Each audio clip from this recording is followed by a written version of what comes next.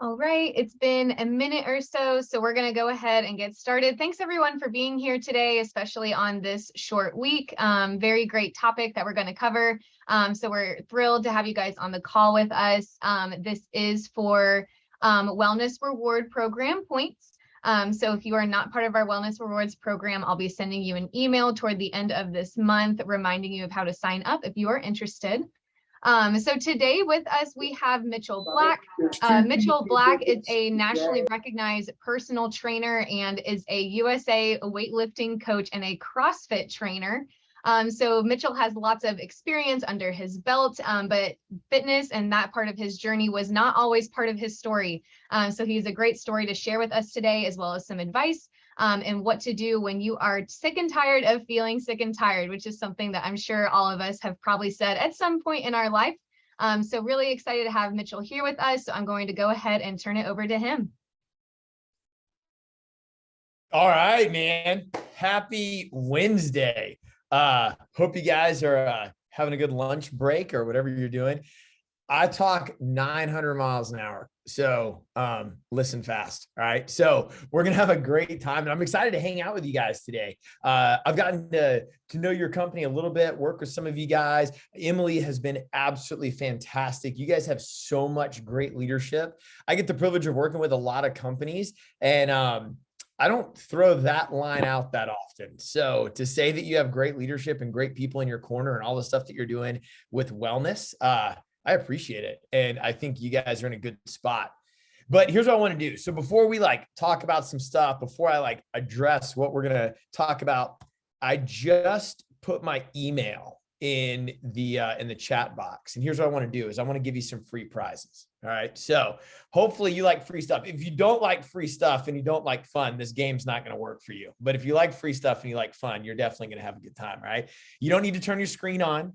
All you got to do is make some noise. I'm going to ask you some couple questions. And if you can answer the question, all you got to do is shoot me an email. If you shoot me an email, I'm going to send you a at-home digital free workout plan. I'm going to send you a nutrition plan totally for free. Maybe you love it, maybe you don't, but hey, it's free, fun stuff, right? So I'm in Atlanta, and it looks like a lot of you guys are in Atlanta. I want to know on the call, who's the farthest away from Atlanta?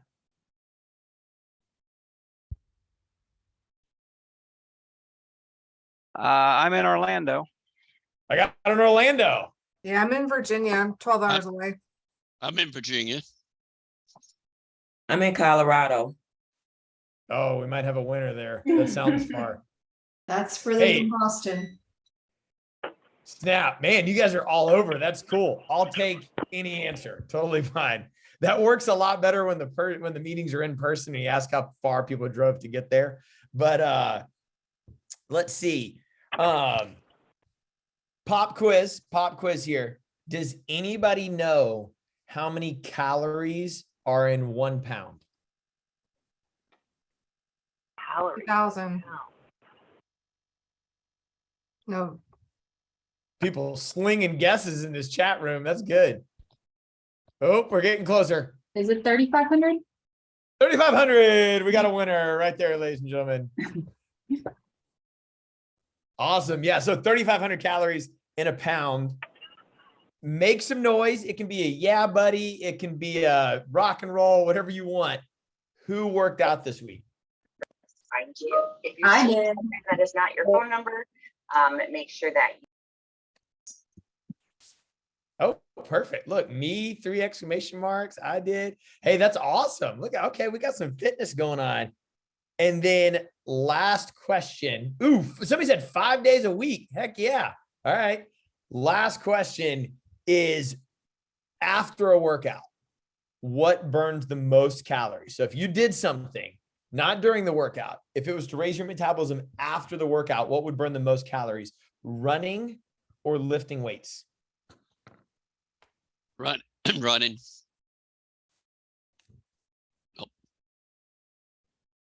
Oh man, it's like 50-50 in this chat room. You guys are going crazy with this. That's good. What kind of workout are we talking? Are we talking weightlifting? Ooh, that was a very good question. Yeah, let's say if somebody ran for an hour versus somebody who did like just lifted for an hour, like 10 sets of 5 back squat or something like that. Gotcha. So generally speaking, the answer would be weights. Generally speaking, if somebody runs for a long time, it brings their metabolism here and they burn a lot of calories while they're running. But after the workout, as their metabolism goes back to normal, it's about 2 hours. If you lift weights, it brings your metabolism back down to normal for 36 hours. So you burn a lot more calories after that. But hey, if you got the right answer, if you just gave me an answer, if you put anything, I'm going to put it again. You can just shoot me an email. Just put in like your company name or something like that, like Aprio, and just say corporate wellness or something like that, and I will shoot you back a nutrition deal and a workout deal that you can follow along at home and get all set. All right. So, hey, thanks for participating. Now what I want to do is I want to get you pumped up before I start talking. Like, I know you've been sitting all day. I don't know if you're like me. I have like a 2-hour limit in front of a computer before I can even hang on to anything. And we do this thing at StrongSide, and I say, give me 3. And you don't got to turn your camera on. You don't got to have your microphone on. You just got to get yourself pumped up. I'm going to say, give me 3. And when I say, give me 3, you clap your hands 3 times. So it looks like this. You don't got to do it, but it looks like this. Give me 3. All right. So you got to pump yourself up. All right. So I'm going to say, give me 3. You clap your hands 3 times. Ready. Give me 3. Perfect. Oh, I got a hand clapper over here. That's awesome. We're going to go one more time to get you fired up. Give me 3. Perfect. Awesome. Now you're pumped up. All right. So look, here's what I want to do is my goal is to ask some questions to you guys. My goal is to give you some Q&A time at the end. And my goal is to help you maybe get out of a level or area of frustration that you might be in with the reason that it's so hard to accomplish your goals, because it's not as challenging as people think. I didn't say that it was easy. I just said that it's not complicated. And we're going to break this thing down. I have a PowerPoint. I made the PowerPoint. My team did not make the PowerPoint. My team is way better at making PowerPoints than me. So you may be better off not even seeing it, but let's just talk and let's just see. All right. So there's a lot that comes up when it comes to reaching your goals. Emily said, are you sick and tired of being sick and tired? Or what about like if you're struggling to lose weight? I've spent my whole life trying to figure out those problems. Today, I'm 6 feet. I'm about 175 pounds. I've done 2 full Ironman triathlons. I got my 3rd one in a couple months, competed in CrossFit, done like all kinds of cool stuff. But it didn't start like that. It started when I was 13, and I was 13 and 5'5" and 200 pounds. And I hated everything about myself. I hated the way that I looked. I hated the way that I would look down and not be able to see my feet. I hated going to the pool and wearing a shirt because I thought that would like hide my fat, not really realize that the shirt actually suction cupped to my body and definitely didn't help anything out. I hated stretch marks. I hated being made fun of. I hated getting sent home from school 3 days in a row crying because kids were just making fun of me every single day. It was terrible. But I didn't look that way or weigh that much because I wanted to. I absolutely did not want to be the fat kid between all my friends. All my friends had no problem being thin. All my friends had tons of confidence. They're playing sports. We're playing baseball, and I'm super dead last. I can't even make it to first base when we're running. I didn't want that. I tried everything. I tried eating less. I tried starving myself. I tried just, eat less, exercise more. And all I did by eating less and exercising more was I continued to be very hungry and still overweight. And that didn't work out. And the fact that I couldn't lose weight wasn't because I was uneducated. And it wasn't because that I was unmotivated. I had tons of education. I was reading all kinds of magazines. I was asking different people for information. I was checking out whatever might be online or who I could ask. And I was highly motivated. I started working out. I started trying to eat right. I started taking initiative, but I still couldn't weigh what I wanted to weigh. And it started in 2nd grade. It started just creeping up over and over and over again. And from 2nd grade to 7th grade, I had gained close to 100 pounds. And from 7th grade to 8th grade, I lost 60 pounds. And it made me ask some questions like, what happened there? So at like 14, 15 years old, I started like getting my life together. And then I carried that through high school, carried that through college, and then carried that into what I wanted to do with my life. What I decided that I wanted to do with my life is dedicate the rest of my life to making sure that no other human has to feel like I did when I was coming home from school every day, crying, feeling like I had no control over reaching my goals. And then I started training people.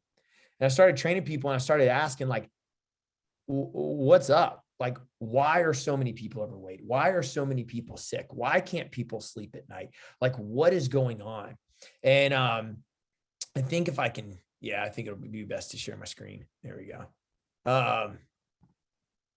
There we go. I told you I made this PowerPoint. I don't know how good it is, but I started looking for answers. That's like the real big thing. I started looking for answers and started training all these people. And what I mean by answers is I would start training all these people as a personal trainer, and they wouldn't look any different. And I would train these people 2 days, 3 days, 4 days a week. They would work out really hard. And I noticed that their body didn't change. And that didn't sit well with me. I was like, well, I'm doing everything that a textbook says I should do, or I'm doing everything that I was taught to do, or this client is doing everything that the magazines say that they should do in order to lose weight. They're eating what was called a good breakfast. They're, eating 3 meals a day. They're doing cardio 4 days a week. They're, like whatever the standard American diet was, but they don't look any different. I'm training these people 3, 4, 5, 6 months in a row, and they're not looking any different. I said, my goal is to make people look different. And I said, I'm not uneducated. I graduated third in my class in college. I'm pursuing all this information. And I said, I have all this knowledge, but the knowledge isn't working. There's hundreds of millions of people that are still struggling to lose weight. And that's when I asked myself this question, and I'm sure that you can finish it. Think of in your head, if I said knowledge is, and I'm pretty sure the majority of you said power. A lot of people say knowledge is power, but it raises the question, what if you have the wrong knowledge? What if the information that you've been given is incorrect?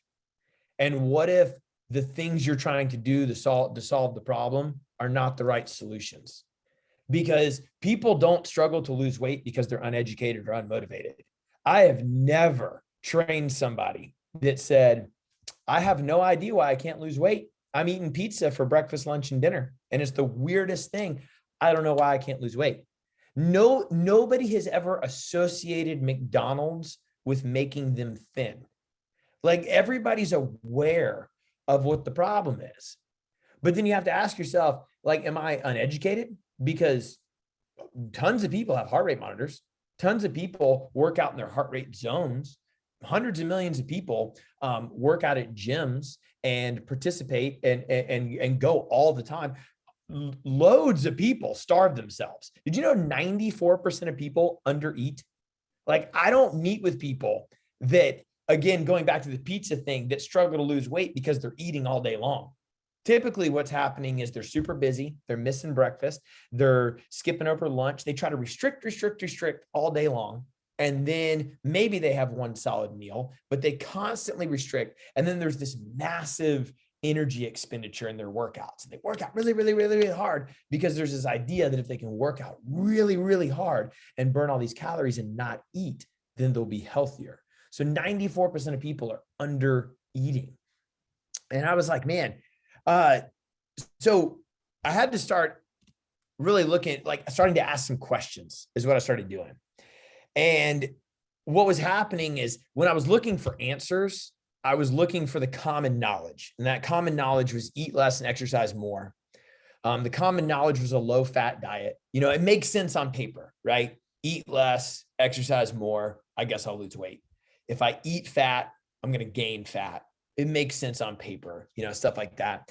It looked like summer shred plans. I'm going to lose weight and get thin for a cruise, or I'm going to lose weight and get thin for like a wedding or something like that. But you'd never see that like sustain for a long period of time. And I really wanted my clients to make this their first time is really, really what I wanted. I was like, what can we get that's sustainable? Or even if it was like detox dieting, and these massive amounts of eliminations. And I was like, well, there's lots of information around this, but is the information right? Because I don't really see a lot of success. So I had to start asking some questions. And the questions I started asking myself was, one, what if somebody ate 500 calories of chicken and 500 calories of cake? You know, if we were going to make the argument that it was just calories in versus calories out, like if all somebody needed to do to lose weight was eat less and exercise more. I was 19 when I started as a trainer, and I knew that I was going to be out of a job immediately if all people had to do to lose weight was eat less and exercise more. If it's that simple, I'm fired, right? And I said, well, how come if it's just calories, if it's called thermodynamics, but if it's just calories and I can burn calories and I burn more calories than I take in and weigh whatever I want to weigh, you would be saying that everybody who is overweight is a glutton and a sloth. And that's not true because they work out all the time. Like 80 million people of the 330 million people in America run 3 days a week or more on average. Like they're burning a whole bunch of calories. But why will 500 calories of chicken make somebody thin, but 500 calories of cake will make somebody fat? That doesn't make any sense because they're both 500 calories. So if I can just eat less and exercise more, and I just got to burn more than I take in, what does it matter if I'm eating cake or chicken? Because why do people think chicken makes them healthy, which it does? And then why do people think that birthday cake makes them overweight, which it does? But they're both 500 calories. So shouldn't I just be able to burn that and I'll be fine? And then I started asking myself, I was like, why is the average caloric intake for Thanksgiving Day 6,000 calories? Like most people freak out when they have to eat 2,000 calories. Most people are on this like crazy starvation diet where they're trying to eat 1,200, 1,600 calories. You know, like when I talk to people and try to get them to eat more, it's always a struggle. But on Thanksgiving Day, the average caloric intake is 6,000 calories. I don't care that people are eating 6,000 calories just one day. It's not going to do anything to you. But I was like, how is that possible? Because the majority of my clients are struggling to get 500 calories in a meal. How can you eat 6,000 calories in a day? For example, what if you ate a sandwich and that sandwich was 500 calories and you drank Coca-Cola with it? And that's 500 calories. So that's 1,000 calories, right? You can do that. You can eat a 500 calorie sandwich and you can drink 500 calories of Coca-Cola, but you can't eat 2 sandwiches. Like, why don't people want to do that? That's what I started asking myself. I was like, why can they consume, you know, like a milkshake, for example, and they can consume all these calories and that's okay, but they couldn't do that from another source. Like they wouldn't want 2,000 calories in broccoli and like whatever, but they can consume 2,000 calories in chicken fried waffles, you know, for example. So then I started asking myself, well, why don't they feel full? Like, I don't understand this. Like if a calorie is a calorie and you can eat a sandwich and drink Coca-Cola, but you can't drink 2 sandwiches, how come you're not full on chips and salsa? Like you guys ever done that? Like none of you, I don't even need to know the answer. Nobody has ever been to a Mexican restaurant and then said, I'm good. Don't bring back the chips. Like that is, you have some serious willpower. If you do that, they just keep coming, but they're not calorie free. There's calories in them. So why don't you feel full? Like you're going to eat your fajitas and feel full, but you're going to eat your chips and not feel full. Or like going back to the milkshake thing, or when's the last time you were full on cake and ice cream? I mean, you can eat an entire meal that is 1,000 calories and cap that meal off with a dessert that's 1,000 calories because it's cake and ice cream, but you couldn't eat 2 steaks and 2 baked potatoes and stuff. You start asking these questions. I was like, this makes no sense at all. And then I started saying, well, why do people store fat in different areas? And I said, okay, let's imagine that all this other stuff is true. I'm confused now. Why don't you have a fat forehead? Like, why do you store fat on your hips and not your feet? And then why does some people store fat on their belly and some store fat on their triceps? And how come some people struggle to sleep at night and some people don't? And how come some people gain weight around the hips versus their belly? Like, it didn't make sense. I was like, something's wrong. Because if I'm looking at this information, if I'm looking at this education, and it's all about just eating less and exercising more, and it's all about in moderation, and it's all about, just taking in a lower amount of calories, then we should all look the same, feel the same, act the same, no matter what we take in. But there's some foods that make me full, and there's some foods that don't, and there's some calories that make me thin, and there's some calories that don't. And why is that happening? So I started StrongSide in 2013, and StrongSide is a functional fitness-based gym. We have commercial locations that we operate in. We do have companies that we work with and do corporate wellness with, and we have these exercise and diet programs that we work with. We loosely call it dieting because a diet is really just anything that you eat. That's how you have like a good diet or bad diet, right? Well, after asking all those questions and hopefully getting your mind thinking a little bit differently, I want to go over this diet circle with you. So this is our 3 circles of wellness at StrongSide. And what we try to do is broaden that middle intersection where you see the StrongSide logo. And we take 3 circles, and that's a circle of diet, active lifestyle, and stress and sleep. So we define active lifestyle, we define stress and sleep, and we define diet. And the more that we can intersect those and make them work in harmony, and we can broaden that intersection, the more well you are. Because if you go back to feeling, I'm sick and tired of feeling sick and tired, why do people not feel good? Like, why do people not reach their goals? Because if I just look at dieting and all I had to do is eat less and exercise more, probably not right. But if I look at active lifestyle, that's probably going to make me feel good. Well, what type of active lifestyle? What's appropriate for a person? How long? What should they be doing? And stress and sleep. Like, are you waking up between 1 and 3 in the morning to go to the bathroom? Do you have time? Do you have trouble going to sleep? Do you have trouble waking up? Do you get that like midday lull, or maybe some signs of adrenal fatigue where you have like a ton of energy and then you drop down, need your midday nap or coffee or whatever, you perk back up? Are you getting carb and sugar cravings where it's just eat carbs, crave carbs, eat carbs, crave carbs, like over and over and over again? And we break this diet protocol into 3, or this diet circle into 3 protocols. And we look at gut health, we look at insulin management, and cortisol production, which is all part of your endocrine system. And if we look back at those questions, the answer to those questions is what I'm eating affecting my body? Because if I eat 500 calories of chicken and it's supposed to make me thin, and I eat 500 calories of cake and it's supposed to make me overweight, why is that happening? Well, the answer to that is not the calories. It's what those calories tell your body to do and the response that it gets off of it. And that will then tell your body to store fat in a certain area. Nobody has a really fat forehead, right? But you might have a really fat belly.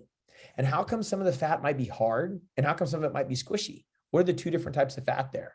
How come I'm going to gain weight around my midsection? What makes me gain weight around my triceps or my scapula, right? When should I be going to the bathroom? Like, should I be going to the bathroom 1 time a day, 3 times a day? Should I be making one firm stool? What if I have a lot of diarrhea? Like, all that's part of your gut health, right? And like I said, in that diet circle, we break into those 3 pieces. And those 3 pieces are insulin management, cortisol production, and gut health. But what I want to spend some time doing is giving you some actionable items around your diet. All right. So I'm gonna go through 3 things that are, your 5 minimums. And then I'm going to give you 3 tips on nutrition success. We don't have like all the time in the world to break down each piece. I'm trying to paint you a picture of diet, stress and sleep, and active lifestyle. And the bigger that you can make that intersection, the healthier you're going to be. So if we look at just the diet circle and we think about those questions that we asked earlier, it really breaks down to, is weight loss, is feeling good, is energy as complicated as we think that it is? Like when I was 13, when I was 5'5" and 200 pounds, did I need to do all this crazy stuff? Or did I just need to do a few basic things? And it turns out that success is not that complicated. Success is really, really simple. All right. And if you can make it really simple, you're going to increase your levels of success. So when we just look at that diet circle, I want you to take away 5 things that you need to do every day to broaden that diet circle. And these are your 5 baselines. I'm going to touch on them real quick. What we try to do is get every single person to do these 5 things.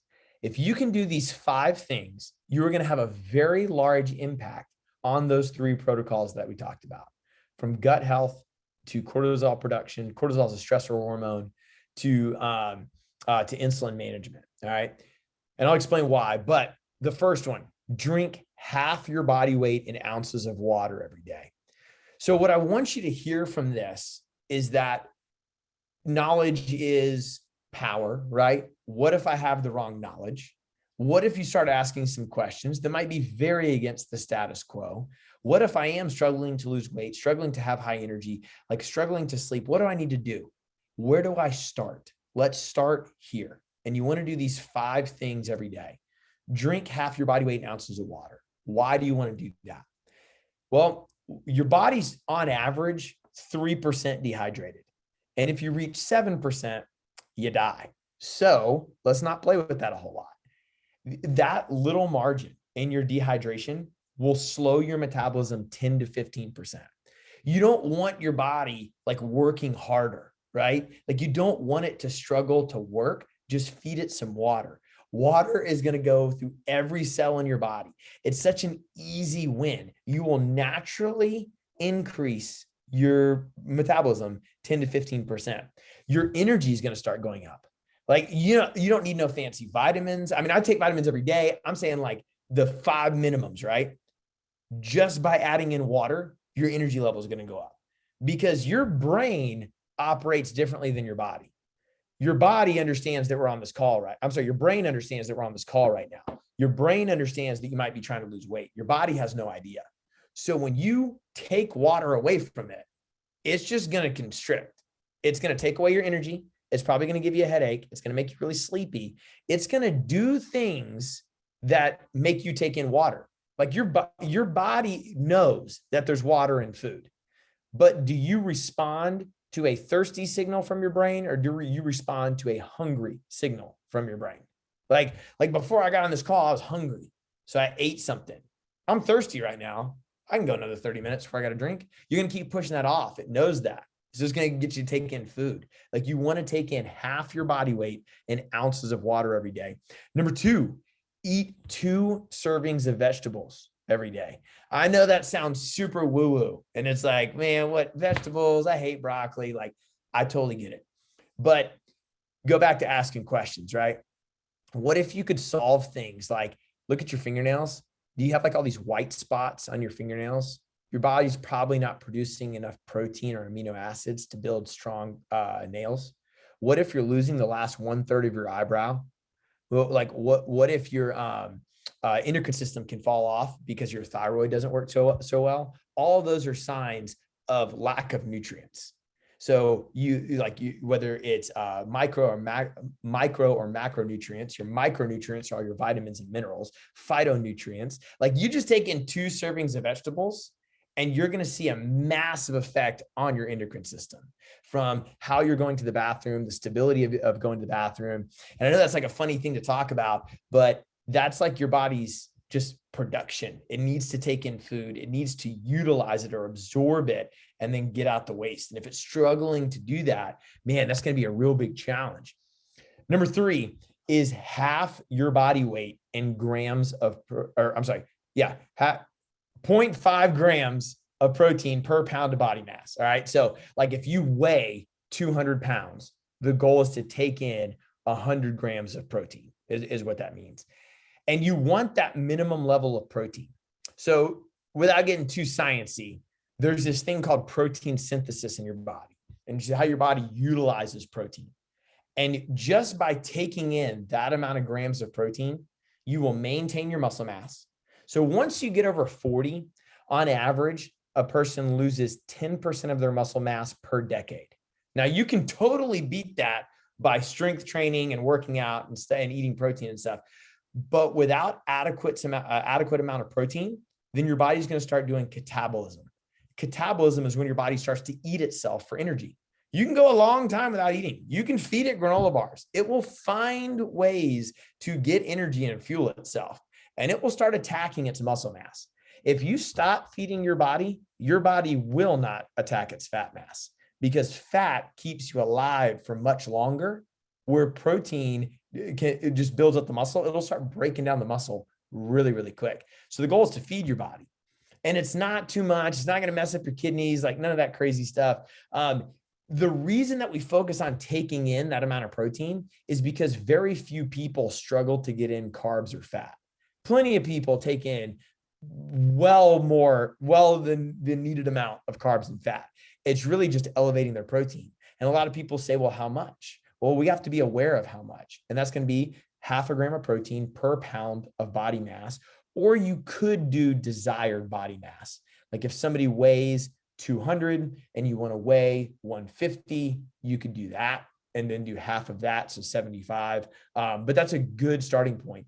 It will also maintain your blood sugar. So if you're one of those people that gets these big blood sugar drops, I got tons of energy and I come down, tons of energy and then come down. Or if every 2 or 3 hours you're dying and craving food and you're looking through the pantry, like I got to find some carbs.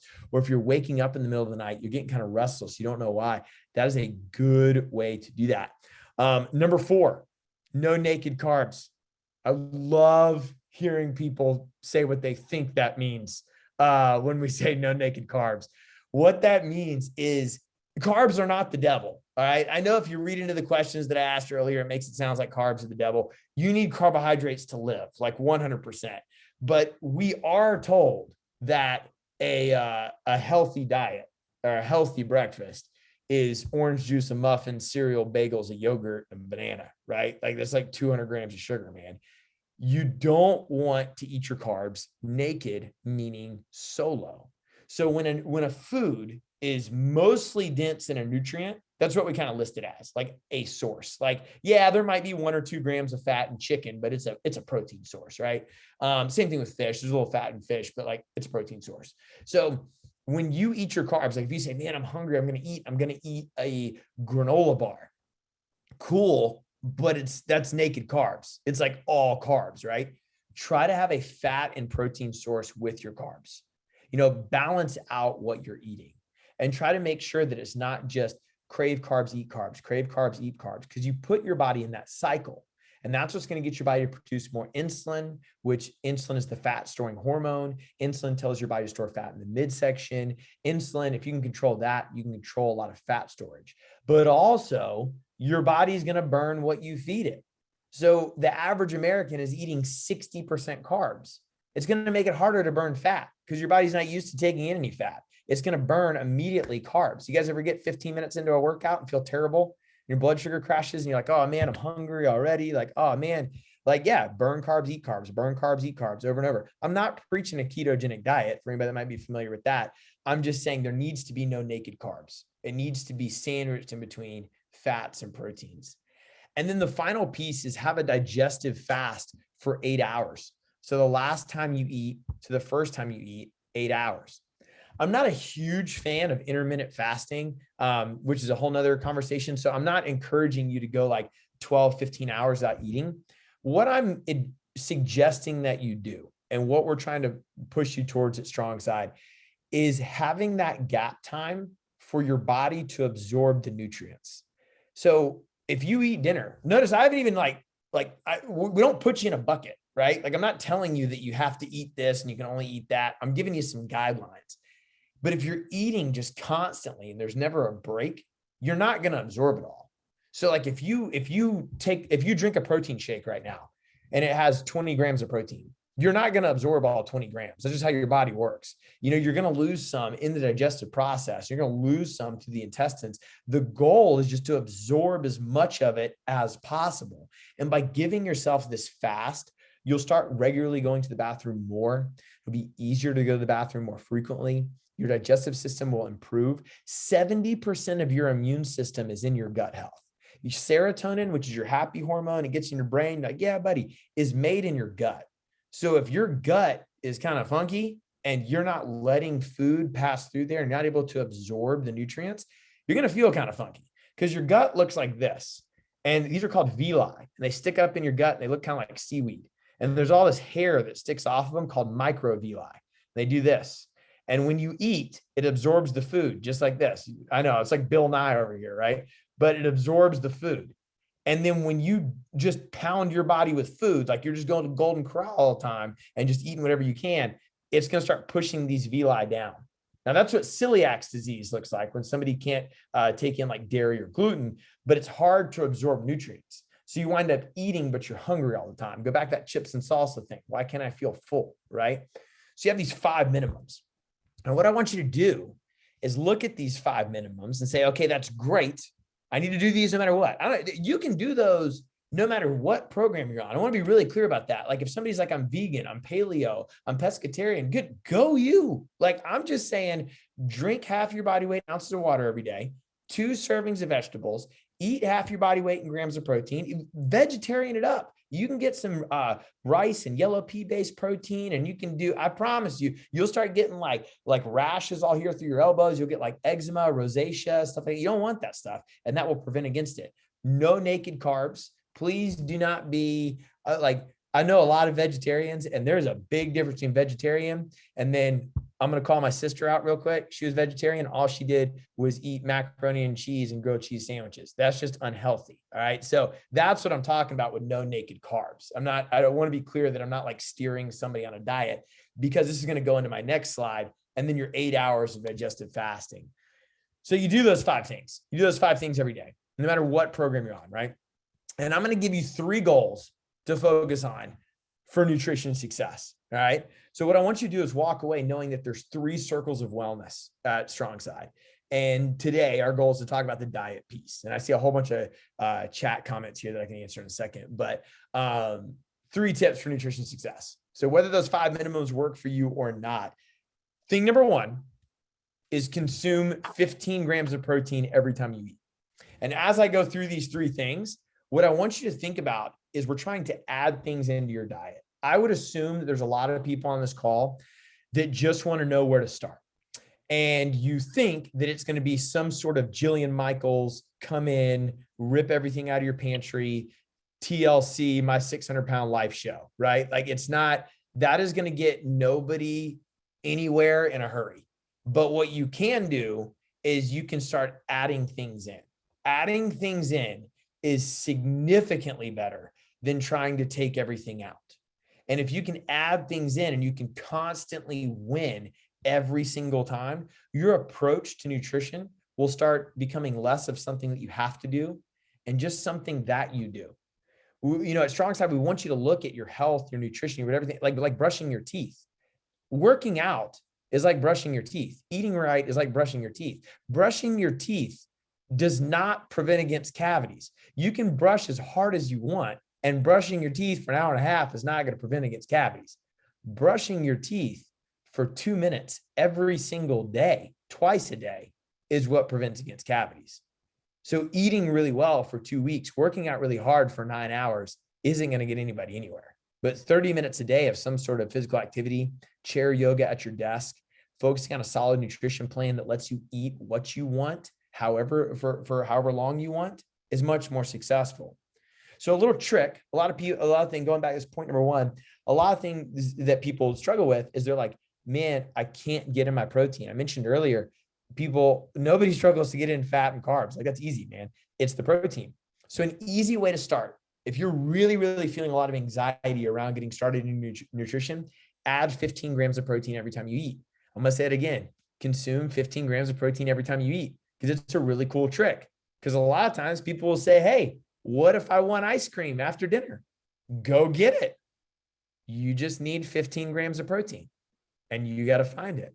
So it looks like you're having some beef jerky with your ice cream, and it starts training your brain, right? Like if you were able to do that, if you're probably going to eat 6 or 7 times a day. I said every time you eat. I did not say every meal. I said every time you go to the vending machine. I said every time you want some Cheez-Its. I said whatever, right? You got to find 15 grams of protein. So what are you going to do? You're going to start training your brain that I need 15 grams of protein. What are you going to do? You're probably going to go, yeah, that whole handful of Cheez-Its isn't really worth me trying to find 15 grams of protein. It's a subtle way for you to not feel so much anxiety, but also do something that's really healthy for you. along the way. And again, add things in, don't take them out. When you're looking for your food, find 5 ingredients or less. You know, we've done it all and we still do it, whether it's grocery store tours, Zoom meetings with people, like you name it, right? But there is no education on how to eat well and how to live well. Like there's zero education on a food label. There's zero education on what ingredients are and what ingredients are good and what ingredients are bad. Do you know how stressful that is? Like I've been there, right? Like I've been there, dude. We grew up dirt poor on government funding. I had nothing. Like I come from like extra nothing. I didn't know anything. All I knew is that I didn't feel good. I was overweight. I had no education. I wasn't allowed to buy anything. Like it was just restriction all the time, right? And if somebody's really trying to get started, their first big piece of anxiety is, what do I eat? And you go into this giant store and you wind up not eating anything. You're like, I'm paralyzed. I'm just going to go get the Pop-Tarts because this has too much fat and this has too many carbs and this has too much protein. And you wind up like whittling yourself down to just no. Just try to have food that has 5 ingredients or less. Try to find real food. Our head of nutrition coaching and wellness, man, she says, eat things that once had a mother. They come from the ground or once had a mother. And I was like, that's a pretty good concept. But if you could just find food, notice that my goal is not to control what you eat and micromanage your lifestyle. But if you flip over a protein bar and there's 30 ingredients in that protein bar, like, I mean, are you eating food or are you eating the idea of food? Because I don't know what part of the chicken is the nugget. And if you start asking some questions, you might find some answers. But I do know that there's not very many ingredients in vegetables. I know there's not very many ingredients in lean protein sources. I know there's not very many ingredients in healthy protein shakes, healthy protein bars, or even anything that you want to make. Like you can definitely make homemade pizza with 5 ingredients or less. You know, what's the ingredient in tomato? Tomato. Like, right? Like just one, right? If you want to go super hardcore, there's a thing you can do called 0 and 1, and it's eat food that has 0 ingredients and it fits on one plate. So like just chicken, just broccoli, right? That's not really an ingredient, it's just what it is. That's another concept. If any crazy people out there want to take that and roll with it, but I would just encourage you to start grocery shopping, trying to find things with 5 ingredients or less. I didn't say it had to be organic. I didn't say none of that. I just said 5 ingredients or less. And then eat when you're hungry and eat until you're full. If you want to set yourself up for disaster and binge eating and a very unhealthy relationship with food, start trying to starve yourself. Start trying to put time between your meals. Start trying to shrink your plate size and shrink your portion size. And you'll wind up just getting to the point where you have these massive gorge meals. And you'll start getting to the point where you look at food in an unhealthy way. You know, I was there. Like I'll always go back to my story. You know, my favorite breakfast on Saturday morning was chocolate donuts in the microwave for 5 seconds. And I used to take like these oatmeal cream pies and I would just eat them all the time. But what I'm not telling you in that story is I would hide them. I would hide them from my mom. I would like put them in my pocket and hide them from my friends, you know, like nobody knew that I had a weight problem. Right. But it was because I had an unhealthy relationship with food.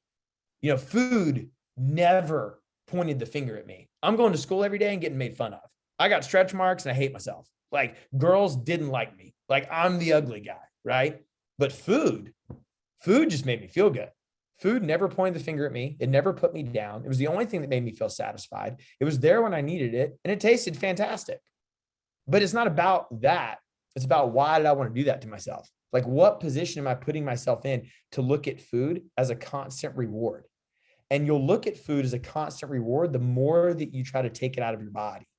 And it's like you're setting yourself up for self-sabotage when all you want to do is just, I'm going to be hungry all the time. I'm going to think about food all the time. I'm not going to eat. I'm going to stress myself out. You know what you're going to do? You're going to say, this is stupid. This is stupid. I don't want to follow it. There's too much restriction. You know, I'm whatever years old and I've earned it. I'm just going to eat what I want. I'm going to work out what I want. I've given up. But you didn't give up on brushing your teeth. You still brush your teeth twice a day, every day, right? Like, are you setting yourself up for success is really what you're doing. And it's proven. So if you look at this slide, this is a 4-month case study. And this is a 4-month case study with our corporate wellness partners and a lot of people that we work with digitally and stuff like that. And this is actual real blood work. So we took people and we educated them on exactly what I'm telling you. We took people and we spelled out our diet protocol and we took their blood work. And there's 6 key risk factors that say that people are going to be sick in the next 10 years. And that's on a different slide. We don't need to talk about that. But when you look at it from functional medicine, you're not trying to say, is this person sick or not? You're trying to say, are they going to be sick in the next 10 years or not? Because we want you to be, we don't want get fit quick. We want get fit for sure. Like, who wants to lose weight and do it again? Like, that's terrible, right? So this is actual blood work from 7/9 to 11/9. And you have total cholesterol, total triglycerides, HbA1c. That is over time, like a 3-month period, somebody's fasting glucose is an indicator to type 2 diabetes. Fasting glucose, meaning like your blood sugar when you're not eating, and then insulin. I mentioned insulin earlier. Notice those bottom 3, they're all carbohydrate controlled. They're all how much sugar is somebody eating, how much carbs they eating. You know, I can break that down all day, but we're not in science class, right? And all I want you to see is by getting people to focus on these 5 minimums and adding things into their diet. Yes, we did our StrongSide workout programs and our digital workouts. Like, yeah, we did all that. Great. But it really goes back to consistency. It goes back to brushing your teeth twice a day for 2 minutes. And they were able to follow these 5 minimums, and they were able to follow the 3 suggestions that I just gave you. And over a 4-month period, we tested their blood again. And what we saw was a massive decrease in their cholesterol, triglycerides, the chances of them getting type 2 diabetes, just their quality of life. The blood work is an indicator, it is a correlate of you feeling better. Like, yes, somebody starts a workout program, a diet program, says, I want to feel better. I want to look better. I want to go to the beach and feel confident. I want to tie my shoes when I'm 70. I get that. But what could we do on the inside? And this is what we're able to do. And I gave you guys my email, and I'll be here for questions and stuff. We do a lot digitally. We work with different companies like we are today. We have corporate wellness programs that we do. We have in-gym areas. Like I said, we're in Atlanta. We have 5 gyms around the Atlanta area. But just so you guys can see what we do, if you look at the top left, nutrition support and guidance, this is, you guys actually, one of our other partners is in the Queen building where you guys just left. But this is us working with Equity Prime Mortgage and doing like wellness talks with them and stuff. If you meet in the middle here, you'll see the 5 baselines that I just pulled from. But you'll also see we have like the StrongSide stamp of approval. We have like all these cool things that we can send you of what StrongSide approved, like what makes a food StrongSide approved, and what makes it like what at Costco is StrongSide approved, what at Kroger is StrongSide approved, how do you design meals that are StrongSide approved, and all that. You know, I can get you involved in that in our email. But for you guys who gave one gift, so I'm going to shoot you anyways.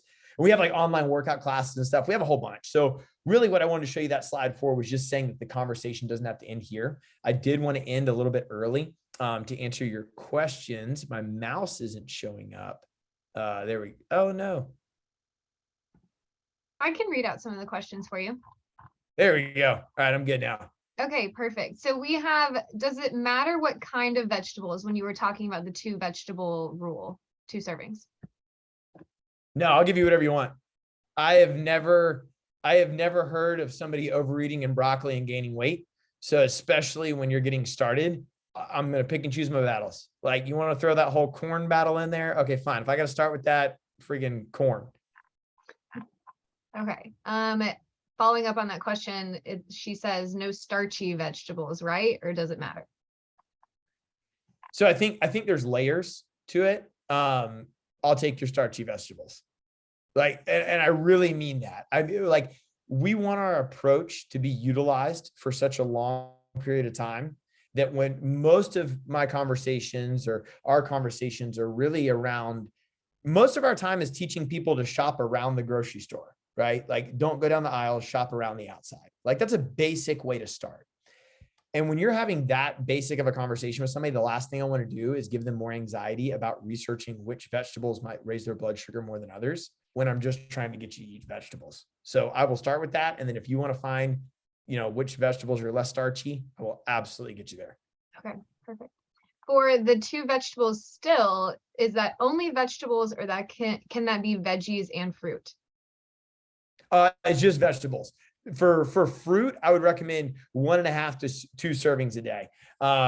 And any fruit that you can eat skin on would be awesome. Like I'm a fruit fan and stuff, but when you eat fruit that has skin on it, like an apple or a blueberry or something like that, you get the fiber sources from it, so it won't raise your blood sugar as high.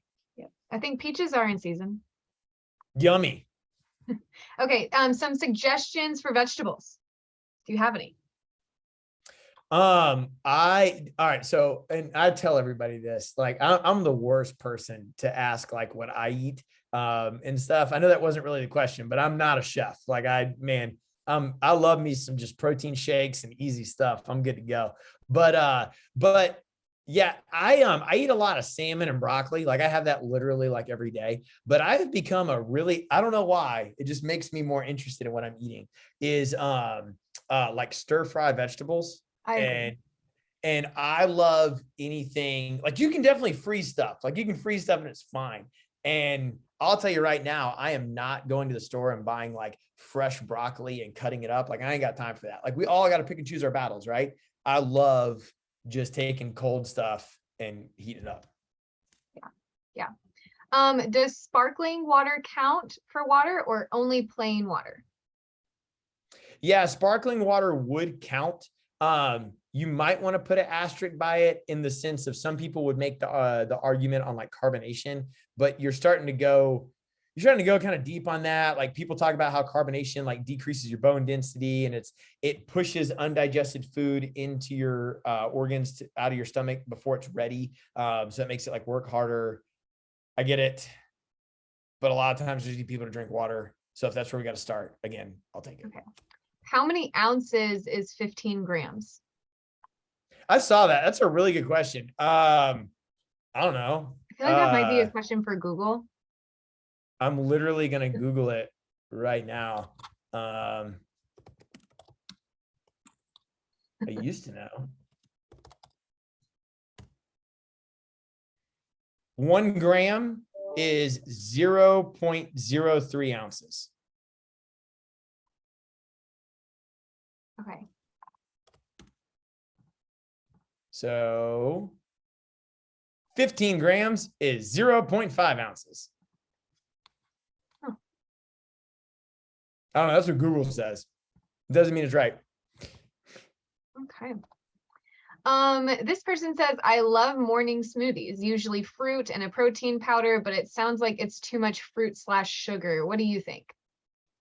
I drink a smoothie every day. I have a ton of energy from that. I don't know. I mean, I guess it would depend on what you're putting in there. So I'll tell you this, that if you take in fat, with like if you had a smoothie, I'm just gonna make up a smoothie recipe. Like if you had a smoothie and it didn't have like peanut butter in it or something, or almond butter or whatever, everybody loves doing that. I do that. That level of fat will lower the effect of sugar on your body. So you could make the argument that if you took that out, then yeah, it might like spike your blood sugar up. But if you put it in, then it won't.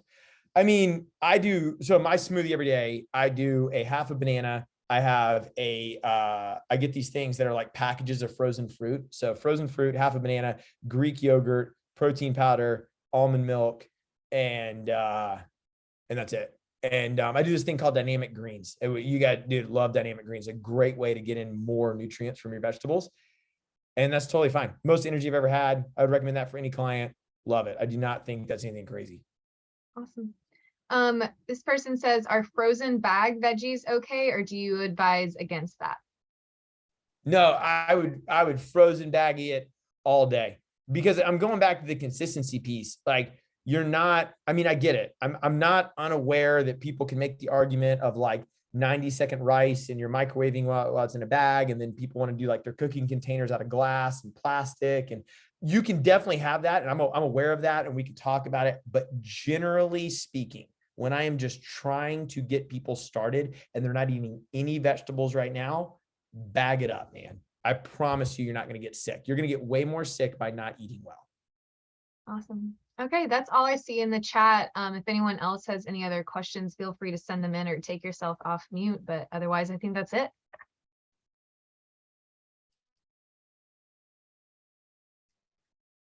All right. Well, thank you everyone for being here today. Thank you, Mitchell. I will send out his email and the recording of this presentation in the Wellness Tips Teams page, and hopefully we can also continue brainstorming some veggie ideas, smoothie ideas, different accountability tricks that we all learned today. So make sure to continue the conversation, whether that's inside your home or just with some coworkers, maybe a friend who is on this call. It'd be a great place to start. So thank you, Mitchell, and thank you everyone for being here.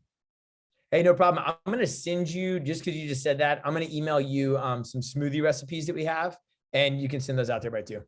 Awesome. Thanks. All right. All right, Thank you so much, guys. everyone.